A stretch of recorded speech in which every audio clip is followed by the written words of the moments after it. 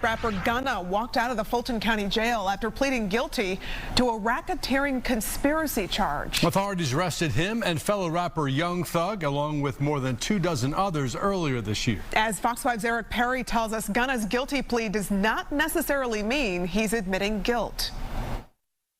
We were there as rapper Gunna, also known as Sergio Kitchens, took his first steps outside the Fulton County Jail after taking what's called an Alford plea.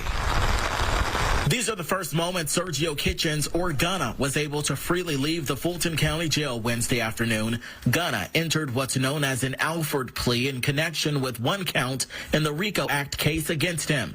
Metro Atlanta attorney Ryan Greathouse says, in simple terms, it's a type of guilty plea. Where a criminal defendant is ultimately saying, I don't agree with the facts as they're alleged.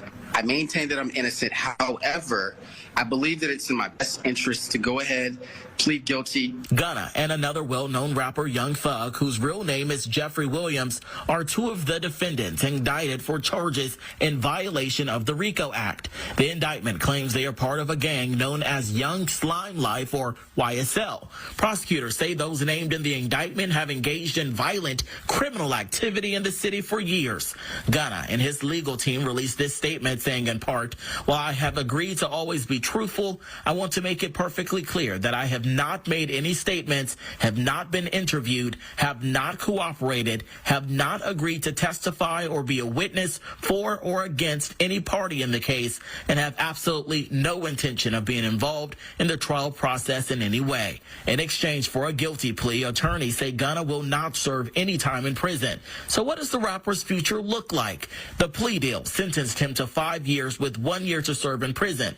That time was commuted to time served, and the balance was suspended. He will need to complete 500 hours of community service, with 350 of those hours talking to young men and women in the community about the dangers of gangs and gang violence.